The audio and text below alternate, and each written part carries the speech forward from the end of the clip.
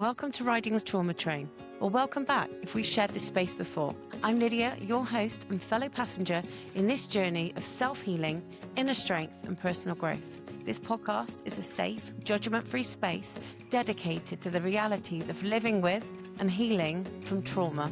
Through personal stories and in-depth conversations with special guests, including therapists, healers, practitioners, and fellow survivors, we look at what healing can truly look like in everyday life.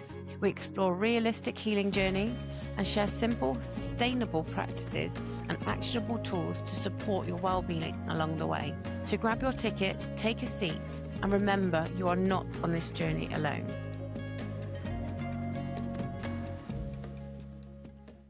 Welcome to Riding the Trauma Train. I'm Lydia, your host and fellow passenger on this journey towards self-healing, inner strength and personal growth. Today, we have Charlotte, who is the founder of Eat Nourish Heal, a wonderful nutrition place to go wherever you want to get your nutrition things, bits and pieces.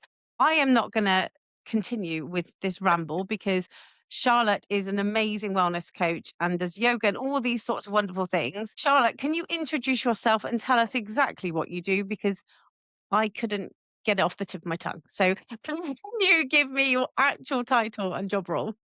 Okay. Hi, everybody. My name is Charlotte, and I am, as Lydia has lovely said, the founder of Eat Nourish Heal.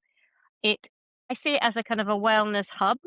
So I cover off. I'm a naturopathic nutritional therapist. So working with people to understand their nutritional needs, but also if they are suffering from any kind of ailment, maybe some of the root causes to why that ailment isn't going through traditional medicines, or you may be contributing through your lifestyle, um, things that are allowing that illness to continue.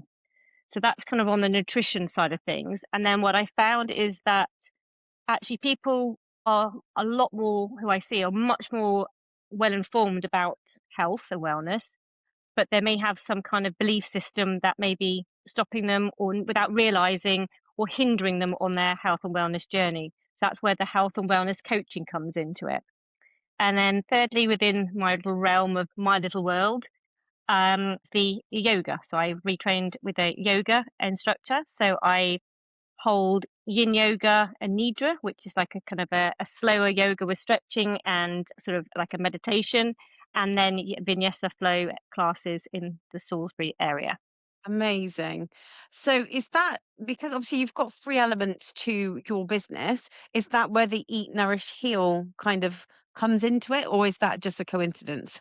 So the Eat, Nourish, Heal, it all seemed to fit under the nice umbrella. So it's kind of like, obviously, just because I'm very inventive, Eat, Nourish, Heal, yoga, and then the other two bits fall under just that bracket. But again, I think it encompasses everything that I talk about when I talk about in a nutritional consult, which is it's not just what you put in your body, it's about what you surround yourself with, what you think about, how you move. All of that encompasses how you live a healthy lifestyle. So it's Yeah. broader than just, I don't like eating carrots. Does that mean I'm not going to be healthy? There's more to it than just that. A little bit of background. Charlotte and I met at Ladies in Business, which is a Salisbury-based business hub for women, a networking group. And we just clicked really, didn't we? It was just one of those, "Hi." And then we met for a coffee. I say a coffee. We met for a coffee and 3 hours later said, "Oh my gosh, we're gonna have to go."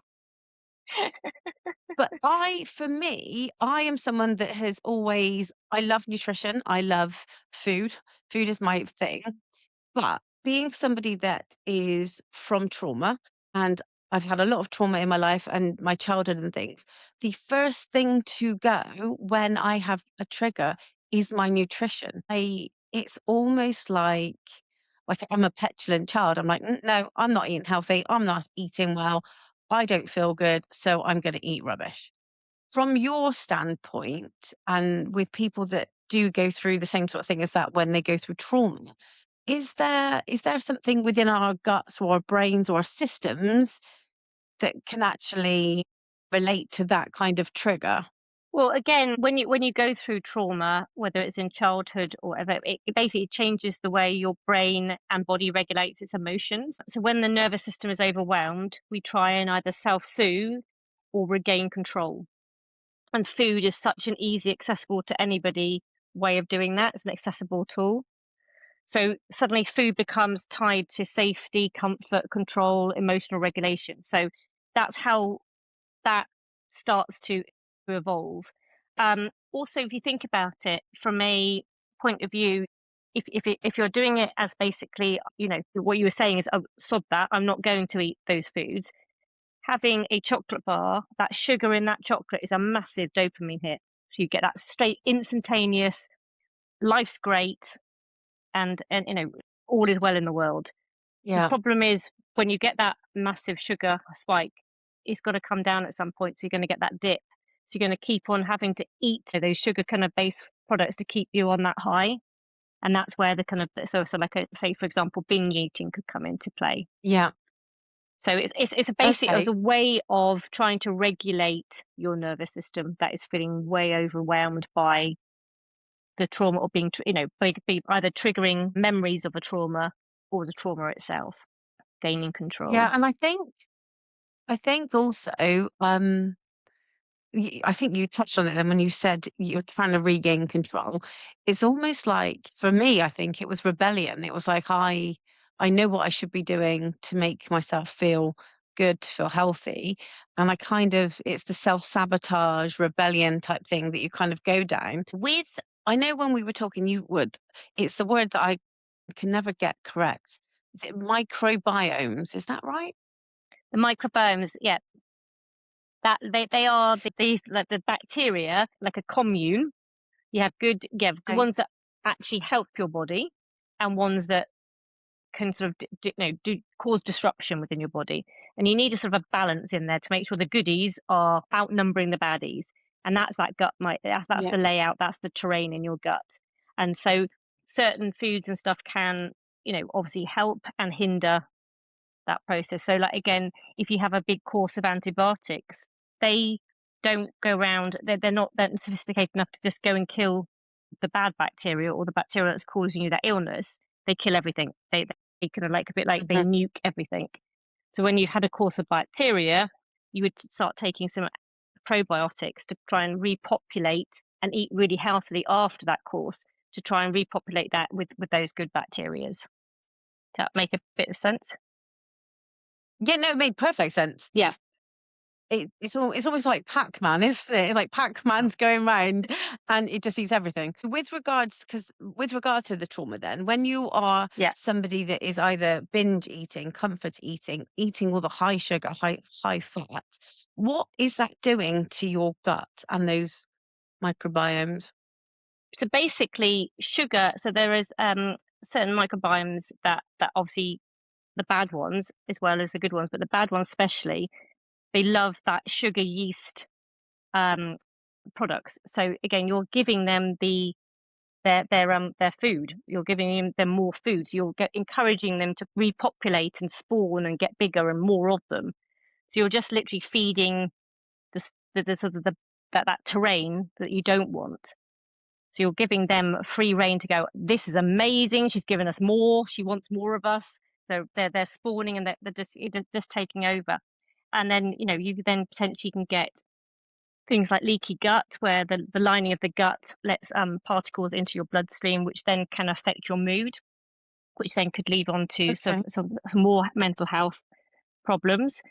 They could also trigger something called candida, which is a yeast-based growth, which again is basically feeds off the sugar and makes you crave more of it. So then again becomes a bit of a self-fulfilling cycle. So you're eating it, you're wanting more, and then you get in that cycle, and then you've got to sort of obviously go and tackle that candida to try and get rid of it to ensure that you can get your terrain back in a healthy environment again.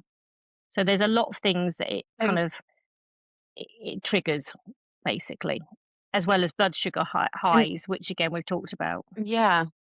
So with regards to obviously, I'm just thinking, I'm just going still down this gut route. And with when you're eating all these bad things, having more of the bad bacteria, what does that do to like the rest of your body? Because I know that there is a gut brain connection. I think we touched on it when we spoke last.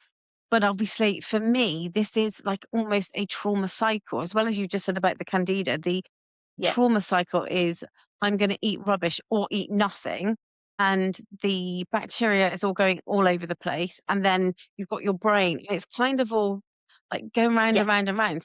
Can you explain what the impacts are, the negative impacts are of having the bad or disruptive kind of bacteria in your gut with your brain, etc.? So A basically, big question. you've got you've got more neurotransmitters sat in your tummy than you do in your head.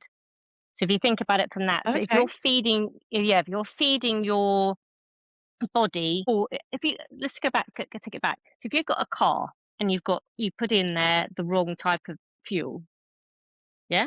So say you've got a petrol car and you put in Yep. diesel at the pump, you didn't realise you're going along, suddenly it starts spluttering and it stops.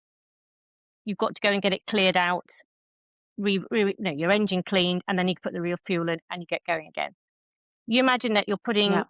processed food, high sugar foods into your body and not giving it any kind of fibrous or it's sort of like protein led foods that your body is going along. It can sustain it for so long, and then things are going to start go wrong. So again with your gut, Yeah. if that bacteria and you're basically repopulating, you get the leaky gut, so it all leaks in, or goes into your blood system, goes up to your brain, and gives it sort of like those microbiomes that are not great. You could potentially get, low mood. You could potentially get those, sort of feeling lethargic, feeling like you haven't got any energy, which then leads on to, oh, well, I might as well eat something, I need some energy, so I'll go for something with sugar. I'll go something with, high carb Yeah. food because I'm feeling that I have got no energy. So you start to encourage, and then obviously those carbohydrates turn into starch, which goes into sugar when it goes into your body. So it's just fueling those poorly, poor terrain in your gut that you created without having the fiber and the protein to balance that out, to give you more energy, to help try and fight the bad terrain and repopulate it with like Yep. probiotic kind of foods. So it's it does say it kind of you're self-sabotaging yourself by your mood being low, your gut's not healthy, and it will just come in a cycle. So you need to basically come out of that by addressing and obviously movement to sort of just to Yep. try and get some natural endorphins from doing exercise, but also eating sort of prebiotic foods such as your kimchi's, your kefir, um, your sauerkraut. Um, but again, if you really do feel that you've had trauma in your life and that is being addressed through counseling or through other therapies, but you still feel that your body isn't back thing, I would invest in doing a stool test to look at the terrain, what's in there, because again, you could then look at Okay. So what actually is in there through your stool, and then look at get if there is something nasty living in there, get we can clear that out, and then you repopulate, and then where you're starting from a healthy place. Because otherwise, if you start to all these foods thinking, oh, I'm probioticed up now, you could be feeding the wrong type of bacteria, and then the money you yeah, spent I on those can. tablets it just you may not even need them. Yeah, one of my friends went through a period of she had really her stomach was feeling really bad, and she'd been to the doctor a couple of times. She just went on to those probiotic yogurts, and she was drinking them for 2 weeks, and she got 10 times worse. And literally, like you just said, like you could be Yeah, feeding the wrong type yeah, of bacteria. I also think it's interesting that from a trauma perspective, that if you are somebody that you've kind of knocked your gut bacteria out of sync, that if the gut bacteria is making you feel lethargic, giving you low mood, and you're hitting the sugar for those dopamine hits, actually the trigger that you got from the trauma is mirrored. You're just exacerbating what is going on because you already got low mood because you've been triggered. You've already feeling lethargic because of your body being in fight or flight mode. And then you're feeding it because you're now your gut's out of sync. I don't love the fact that you check people's stool. That sounds really dodgy. But I think that actually doing that as a process is Yeah. really interesting. Who was it that used to do that? Gillian McKee? Is that Gillian, her name? yes, yeah, I was about to say, I'm not McKeith. Gillian. I don't actually look at it myself. I do, that's all Oh, good. done in a. And yeah, I don't sit there. But again, when you come for a consult, we do talk about what's called the Bristol stool chart, which is a chart which shows you what your stools look like, and I do ask clients to point to what they see when they go to the toilet. It's one of those. It's becoming less and less embarrassing for clients to do that, and we try and make it light-hearted so it's not too embarrassing. But I think nowadays we are much more open at talking about these kind of our bodily things, like like we talked about menopause now. Functions. It's not a taboo subject, and mental health. It's talked about. It's not seen as something that Yeah. oh, that's a bit embarrassing. And stools again, you get a lot of insight about your body and its health from having a look at it. But there's a book, and I can't remember the I, gentleman's name, but they called "The Body Keeps the Score," oh, that's and it's Bethel yeah, Vanderbilt.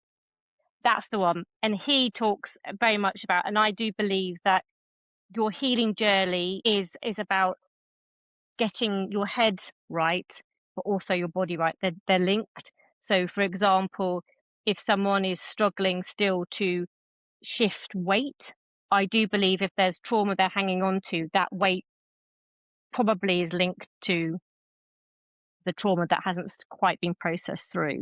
So I think again they have to work. I think you work in tangent. So I think again working with a therapist or other types of therapy alongside looking at your nutrition is really important.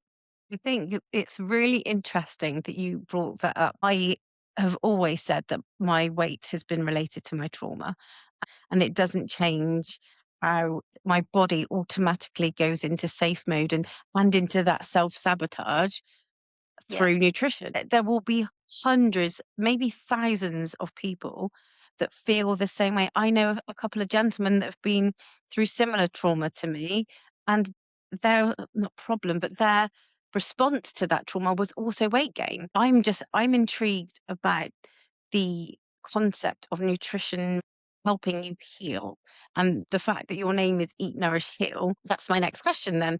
How can you not manipulate your body, that sounds dodgy, but how can you adapt your nutrition to help your insides heal? Okay. So again, it's basically eating the rainbow. It's it's a classic thing of the more colourful your plate, the more different polyphenols, which are the things in plants that they help to protect themselves that we can use in our body. So, for example, if you're just eating toast for breakfast, pasta for lunch, or a sandwich for lunch, and a packet of crisps, and then then having that pasta then for your supper, there's not a lot of, apart from wheat, sugar, carbohydrates in that process. There's no fiber, there's no color, there's nothing. That's quite a bland diet, and pretty not the Beige diet, nutritional isn't it? value in that. Yeah, it's a beige diet. Yeah, it's not traditional. The traditional Mediterranean diet. So like when you look at something like if you go to Spain or France and you get a salad, you've got those beautiful tomatoes, you've got the cucumber, you've got the lettuce, you've got the olives, you've got the like maybe the feta cheese, like all those kind of combinations. You look at that plate and you could put in there some beetroot, do you know what I mean? So some colour, some peppers, all different colours of peppers. And that becomes then you look at that and there's a burst of colour. It's enlightening, Yeah, obviously the sun's shining like it is today, which is amazing. And it just lifts your mood. So very again, lucky. it's thinking colour. It's thinking colour on your plate. It's thinking making sure that as you got like a traditional plate size, not your super size plates that we have got, the traditional, like what your grandmother would have had, dining room plate. It's almost Imagine like that. side plates now, isn't it? It's just a normal, Yes. it's like that big, maybe same Yeah. size as Yeah. my So head. yeah. It's Lydia head size. Half of that should be your fruit and your veg, your vegetables. And then you've got a quarter of that, which should be, is the carbohydrates, your pasta, your rice, your potatoes. And then you've got down, then the other quarter is your protein source, whether it's the vegetarian source or meat in that kind of point. So if you think of that as your plate, that is a healthy portion, but also a healthy distribution of all the food groups that we should be having. And that you should be able to sustain your hunger levels to a point that you don't need to be snacking in between your meals. Obviously, if you're doing a lot of training and going to the gym a lot, you may need to substitute with some kind of nuts or eating a pasta at lunchtime just before training, just so you've got that high energy, quick release fuel to fuel you through a very intense gym session. But again, it depends on what Yeah. type of exercise you're doing. But I'd say feeding yourself a mixture of things, and also not just doing the same foods, variation. So varying it, our body wants that different variations. We get different bacteria from different foods. So not just having, right, my breakfast is porridge and I'm going to eat porridge all the time. You might have porridge one day, you may have a chia pudding one day, you may have some eggs another day, you may have a yogurt pot the other day. So changing that up and making that change and adding different items into your food. What I do with clients is I set them a challenge, and maybe we could set the listeners to the podcast this challenge if they want to accept it. Sounds good. Over a week, try and incorporate 30 fruit, veg, nuts, seeds, or spices into your diet, and maybe try things you'd never tried before. Sometimes when I say this to people, they look at me like going, "You're absolutely bonkers. There's no way I can do that." Over a weekend with some friends, we did it just over a weekend. So you can do it if you plan it and you think about it. And again, it's an opportunity, especially if you've got small children and stuff, to introduce new things to the family. So you could do it as a kind of, it shouldn't be seen as a kind of a test and you fail it or don't, pass it or anything. It should be enjoyable. Food should be enjoyable. You It's should be exciting. enjoying. Yeah. Yeah. And I think again, it's, stick it up on the fridge and they get the kids writing out if they try something new. And I think it's trying to bring back the traditional values, which, there's all that thing about screen times and children getting them to read books or go outside and play with sticks.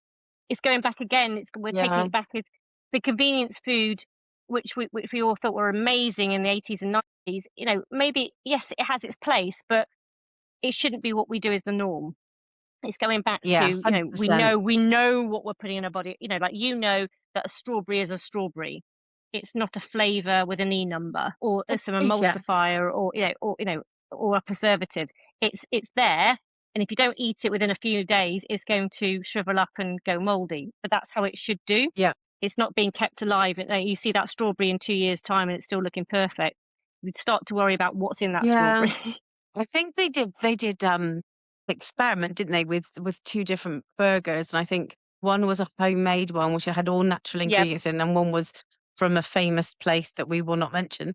And Yes.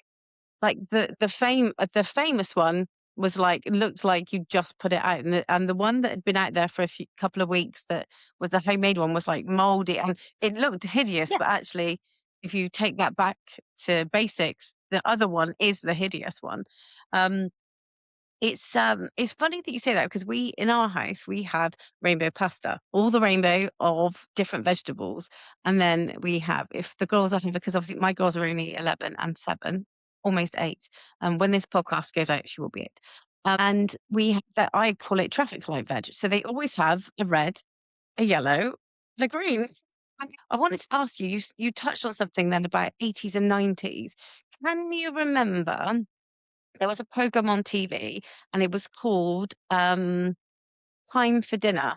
And it was literally this family that each week it was a completely different, um, not generation, what's it called? Decade. Completely different decade. And they did it for a week. And when they got to the 80s and 90s and they were getting these like microwave meals out and putting them in, I was just like, oh my gosh, that's disgusting. And also, I was just thinking again, it's not you want to be militant about all these things. And again, I like the idea of the 80-20 rule. 80% of the time you do the right thing, 20% you don't. if you think about Yeah. it in that balance, most of the week, you're doing the right things for your body. And then if you want to go out and have a glass of wine with your friends and have a chocolate pudding, have it. Yeah. It's not like saying no food is forbidden or should be forbidden. It becomes a thing that you want even more, especially for certain personality types. If I told you, right, Lydia, you're not allowed that, I would say that's a thing that you would be thinking about all day because I've told you you can't have Yeah. it. You want to have it because you want to rebel and push against what I've said because you want to push those boundaries. Yeah. Well, she's told me to, so I want it even more now. So it would work. I'm sure there's people out there that would conform, but yeah, you're Yeah. absolutely right. It's that kind of thing. It's, as soon as you've made a complete, that becomes the focus. It then becomes sometimes can be get the focus becomes too big, and then becomes the Yeah. problem. So it's balance. Balance. And with that then, earlier you mentioned about people that the convenience food and getting out, getting dopamine hits through movement. Now, I am very much about movement. I love fitness. I love just walking in nature. So tell me about the yoga side of your business. Now, I know you mentioned two yogas. I know the names. I don't know what they are. So if could you explain Okay, them to me? And then if there's anyone that's yeah, listening sure. that doesn't know what they are, then they will know as well. So the style of yoga that I kind of do is Vinyasa Hatha yoga, which is like more of a flow. So it becomes so you sort of like Okay. you go into sequences, and it's not fast, but it would be deemed faster than another type of yoga, which is called Yin, which is where you stay in the pose for a long, like five minutes and hold it. So it's kind of more flow balletic, I'd say. It's more of a gentle movement, like you sort of like see in Tai Chi, that kind of, when people move Yeah. in one fluid moment and you go through. So you go through sequences and your heart rate will go up and you will feel warm in some of the moves and stuff. There is the the grounding at the beginning and at the end, which, again, gives it the nice spiritual, holistic side of calming everything down. And we talk a lot about in the classes about longevity, and obviously if you don't use it, you lose it, but also Yeah. getting up and down from the mat, balance, or no coordination. So we're going to be able to stay active for as long as we possibly can be into our sort of like older years. So that's one Yep. type. And then the other type I do once a month is called, I do a yin yoga. We do sort of 30 minutes of these like longer stretches. So you go into a pose and you hold it. And then I go around and gently with your breath, apply pressure to try and see if you can go a little bit more into the move. And it could be very, very therapeutic. And then the other session of that is then the nidra, which is like what they call a yoga sleep, which is like a meditation, which is, from people that have said it's been, incredible to just calm everything down. And that's just once a month. And I do at the moment I've been doing it around sort of the different moons. So sort of trying to Mhm. find an anchor. So we've been and relating the theme to the class and the meditation around that, which has been really well received. So that's been really good. So Yeah, there's all that two sounds different types that I beautiful. do. So, but That's it's good. It's about I calming. You talk about the nervous system and calming it down. That's a great way of doing that through your breath. Yeah. yeah, and I think for those of us or for listeners that have been through any kind of trauma, those who have been through or develop anxiety or have life stresses, like even just work stresses, if you're somebody that hasn't been through a trauma, but actually your job is like sending you on the edge, or your kids are sending you on the edge, Yes. something like Yeah. those two yogas are really going to benefit that nervous system and take it down like 10 notches. I am really looking forward to, well, I will be coming to see you. I think this may not be out before the evening, but I do think we can touch on it because I'm sure there'll be more than one. Can you tell the listeners about the 9th of April and your, Yes. Yes. Yes. Yes. Yes. Yes. So I'm working with two other practitioners, a gentleman called Ted Lawler and a lovely lady called Lily Badcock.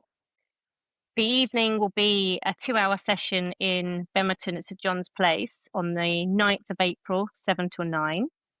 And it will start off with a bit of yin yoga just to ground us and stretch us before we enter into the somatic breathwork and hypnotherapy with Ted, which is phenomenal. I've done his work, he's phenomenal.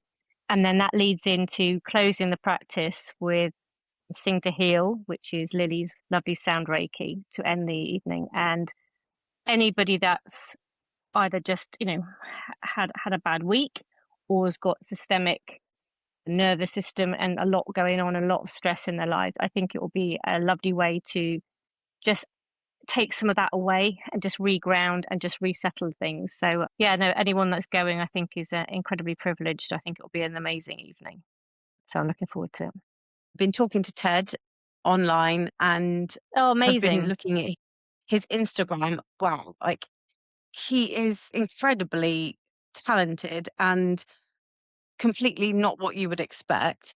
No, Obviously, I've with you, I've met you and I know that your business, well, I'm going to talk about you again in a minute. And then Lily, I've had as my first ever guest on the podcast, and she was episode 2.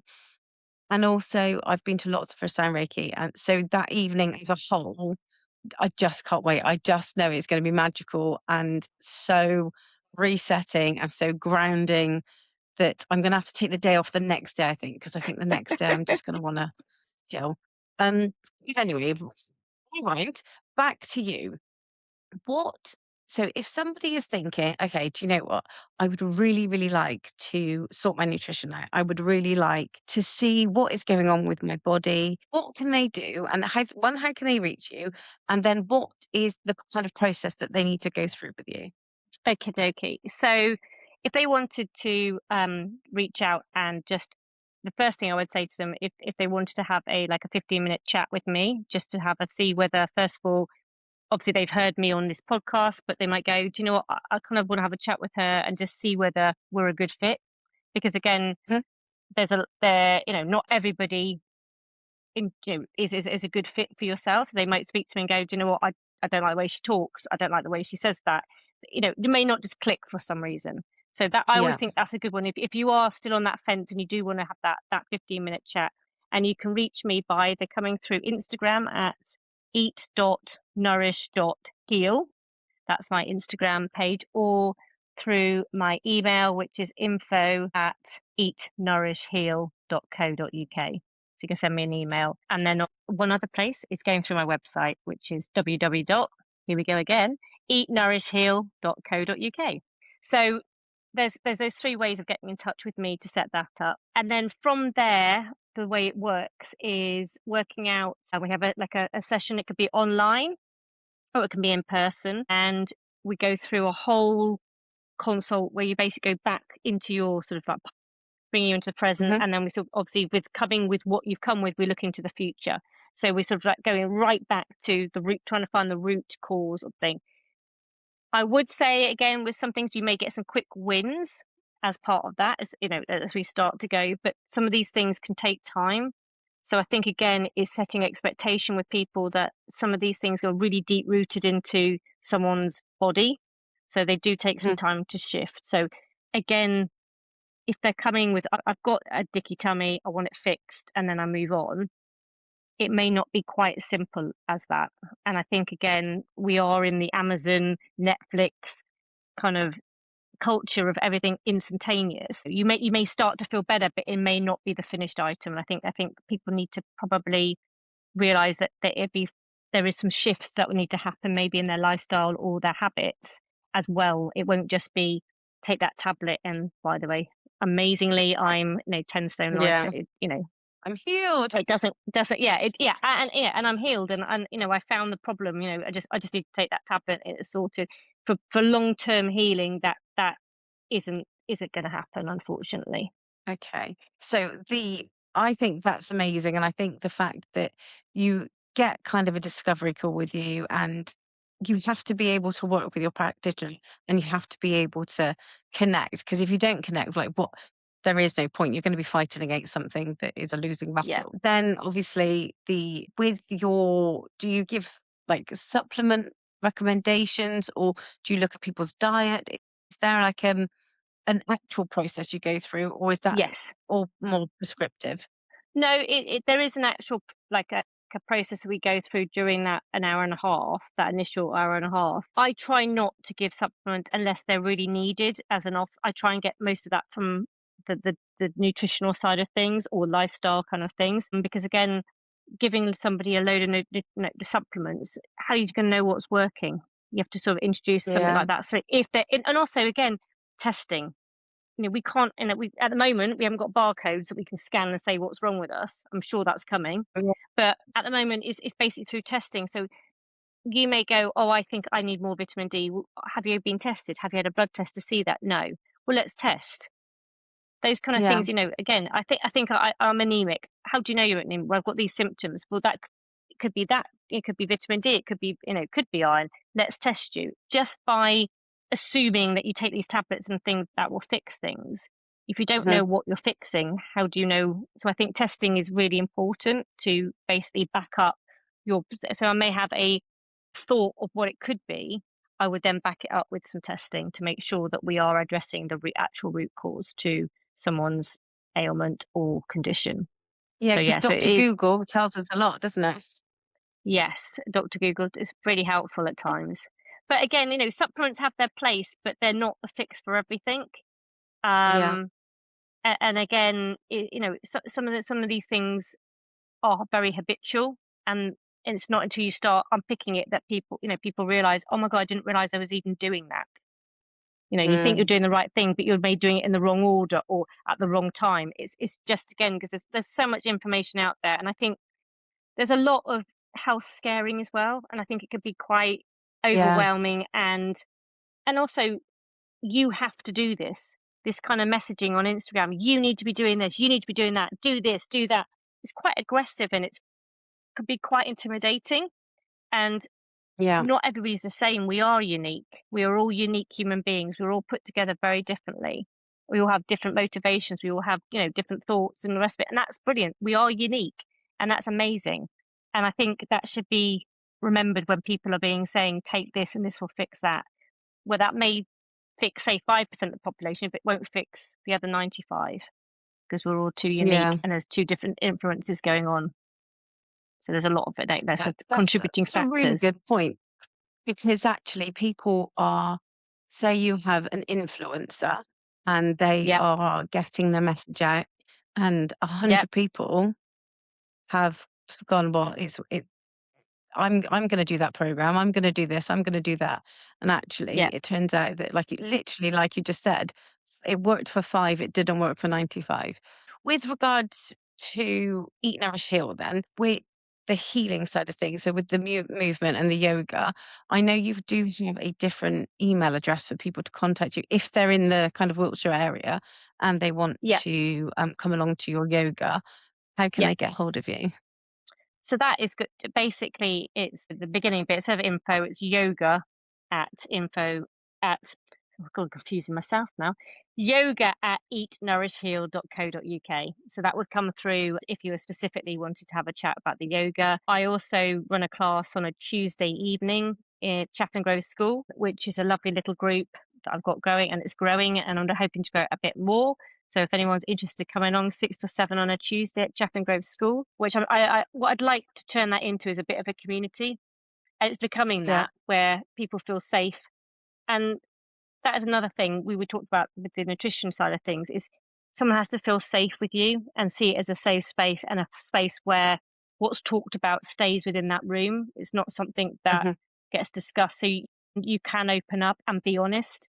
And again, the more honest you can be in with yourself, the better the outcome. And I think that comes down to yoga again. It's not a weird cult. It's not kind of a weird thing that it's all woo woo and you're praying to something. It's nothing about that. The spirituality side of it for me is about connecting with yourself and also connecting with maybe the bunch of women that you in my particular class is only women at the moment, Yeah. the bunch of people that I've got on that Tuesday after and Tuesday evening, and been able to share with their energy, but also their wisdom, and I think that's what's lovely. And again, Yeah. if we look back into what works for longevity, which I'm really interested in, it's about connection. And I think being part of a yoga class per se can give you that connection with others and meet you as part of a little tribe together, which I think is brilliant. And that connection comes to safety as well, because actually Yes. the people that you surround yourself, if you are like-minded people, if you are doing a kind of joint effort, I suppose, or if you're in on the same path, then you feel safe enough to be with them. You feel safe enough to open up, or you feel safe enough to just be yourself because actually you're all have this common ground. I always talk about a pot, and you've got a pot here that's basically, you fill it up.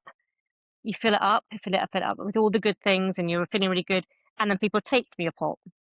And again, yoga can fill that pot up. Being around positive minded people can fill that pot up. There are, and again, keeping that pot at an adequate amount that when you need to recall on it, so something stressful happens, there's something in there for you to pull on yourself rather than you've given it all away to other people. And I think Yeah, as a reforming people pleaser, I know that I've given way too much of myself away in the past. And then when I've had to call on it, I had nothing to give myself. yeah. I ended up, what, 7, 8 years ago with pneumonia in hospital. Do you know what I mean? And I think that was my big wake up call is you can't keep going like this. You need to Yeah, make some and that is like changes. physical burnout, Yeah. isn't it? What has Yeah. happened, and Yeah. our bodies have an amazing way of giving us this awakening or this new kind of stop It's being to reset. go, It's being you res- really yeah. need to reset. And it's basically having that awareness to pick up on those signs. And as I found, I'm much more aware of how I'm feeling and what my body's telling me than I was years ago because I'm listening to it. Our Mhm. body will tell you. It's whether you're open to listen to it or not. And again, that I'd say that goes with Yeah. gut as well. If you walk into a room and you go, something feels off, that's your gut. I believe that's your gut telling you. It knows more than we do. It's going, you're not safe or it's not safe here for whatever reason, and listen to it. And I think the more time you can listen to those feelings rather than overriding it, I think it's good. And I think that's how you learn to sort of listen to your body and get in tune with it. And again, start healing. As- Yeah, the saying is gut instinct, isn't it? And Yeah. that saying has been going for as long as I think I've been alive, Yeah. maybe even longer.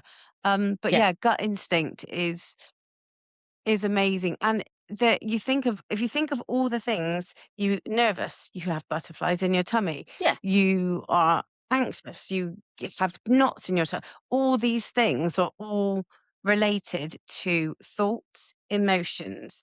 And if your gut is telling you that, it's also your nervous system is responding. So I find it fascinating. I think where you've just brought that up, I'm going to ask you the conductor's question. Mm. You've just touched on the fact that you are a reforming people pleaser. And, or in fact, before I ask you that, is there anything else that you want the listeners to know about Charlotte or about Eat, Nourish, Heal? And then I'll ask you the conductor's question. Okay. I think from my perspective is just again, if anybody is thinking, do you know what, I like what you've been saying together today. I would like to find out a bit more and just to see whether any of the sort of the treatments or things that I can offer would fit with you. Please do get in touch. And even if at the end of the call you go, no, it's not for me, we've had a great chat and you've ruled out that, and we may have found another path for you to go down that you may want to investigate. I don't think there's ever wasting 15 minutes. I think it's all about Mm, growth. So look forward to hearing from brilliant. you. Um, and I also love that you do that because people feel like there's an obligation to that phone call, but it's not. Like you No, are also you're about the people. So you are about sharing what is going to work from them for them, sorry, rather absolutely. than keeping them to yourself. But it won't work. Again, if someone came to me Yeah, and they weren't the right fit and I wasn't the right fit, they would only go around and say, "What a waste of time, what a waste of money." There is no yeah. benefit to them, to me, to anybody. So it's getting people that want to work with you and you want to work with them, and you've got the tool set to offer them. If I met someone and I realized whoa, this person needs to see like a therapist, psychologist, I would say that. And I have done that with my clients. Yeah. I've said, I really do think you need to go and deal with this first, then come back and see me. And that is the right order to do it in with that particular case or another particular case. But yes, I definitely would. Or if you saw someone and you could see that a chiropractor would be there, then best thing, or a dentist doing, that's what I would do. Yeah. That's not my wheelhouse. Yeah. No, absolutely. Okay. Amazing. So, with regards to the conductor's question, my question to Charlotte is thinking about the people pleaser that you once were and Hmm. the burnout that you went through, if you could sit next to that Charlotte on the train and tell her, with the information, the wealth of knowledge that you have Okay. now, what she would be doing and how her body would be feeling at this moment in her life, what would you say to her? Okay. First of all, I'd tell her she's enough and that she doesn't need to give so much of herself to others to be liked and wanted, because she is enough the way she is. And if people don't see that, that's on them, not on her. I would say breathe and use the full capacity of your lungs. Allow yourself to take up space. Listen mindfully, but speak your truth and always be authentic. I think that's probably, and then I think she would be feeling, with all that going on, a lot lighter, a lot happier. And I think she would be actually be able to give more by giving less, if that makes sense. That makes Yeah, I perfect think that's it. sense. Yeah, there you go. That's what I would say to her. Amazing. Thank you. Oh, what a great question as well. Okay, so we've got all your links and things. I will put everything in the show notes. And obviously, if anyone has been triggered by anything, there will be all sorts of resources in the show notes and on the website, which is ridingthetraumatrain.co.uk. And Charlotte, thank you so much for joining us. And I'll be in Yeah, contact. no, definitely. And just to remind everyone, the goal is not perfect eating. It's just a safer relationship with food and your body. It's just to remember that. So yeah, I thank you love so that. much for giving me the time and space to chat with you today. Thank you. Thanks. And I will see you soon. Take care, Thanks a everyone. lot. Bye.